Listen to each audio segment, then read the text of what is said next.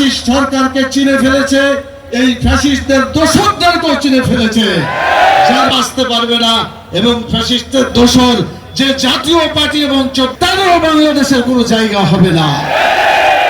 সেজন্য আমাদের দাবি, 5 দফার মধ্যে একটা দাবি, যে অন্যায় যে করে আর অন্যায় করতে যাদেরকে সহযোগিতা করা হয়, যারা সহযোগিতা করে উভয়ই সমান অপরাধী।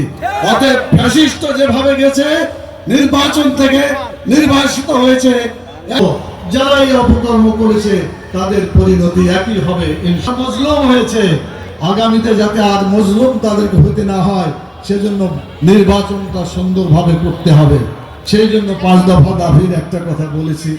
এখন আরেকটা বলতে চাই, 36শে জুলাই যে সনদের কথা ঘোষণা করা হয়েছে, এই সনদকে বাস্তবায়িত করতে হবে।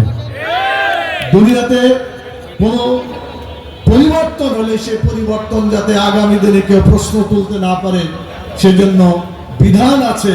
সেই বিধানগুলোকে সত্যিকার ভাবে বাস্তবায়ন না করে যদি অগ্রসর হয়, তাহলে এগুলাই পরবর্তীতে উল্টো তাদের বিরুদ্ধে চলে যেতে পারে।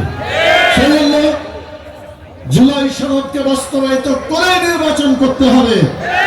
এজন্য টেকনাফ থেকে তেতুলিয়া পর্যন্ত আওয়াজ উঠেছে। পিআর পদ্ধতি আপনারা শুনেছেন। এই পিআর পদ্ধতি প্রপোর্শনাল রিপ্রেজেন্টেশন যেটাকে বলা হয়, আনুপাতিক হারে যে নির্বাচন। আপনারা জানেন বাংলাদেশে বর্তমানে যে নির্বাচন আছে, 100টা লোকের মধ্যে যদি 4 জন দাঁড়ায়, ধরেন কেউ 22 পেল, কেউ 23 পেল, কেউ 24 পেল, কেউ 25 পেল, দেখা গেল যিনি 25 পেয়েছেন তিনি পাশ করলেন। এই 25টা ভোটের বিপরীতে 75টা যে ভোট থাকলো, এই ভোটগুলা কোনো কাজে লাগলো না। এই জন্য অনেকে বাংলাদেশে বলে ভোট পচে গেছে, ভোটকে পচতে দিব না। আমরা বলতে চাই, প্রত্যেকটা ভোটের স্বতন্ত্র মর্যাদা প্রতিষ্ঠিত হবে পিআর পদ্ধতির মাধ্যমে। ছোটখাটো দলগুলো যত কমই ভোট পাই না কেন, 1% ভোট পেলেও বাংলাদেশে 300টা আসনে তারা 3টা এমপি লাভ করতে পারবে। জনগণের ভোটের দাম হবে ওই 75টা ভোটের দাম হলো না, 25টা ভোটের দাম হলো।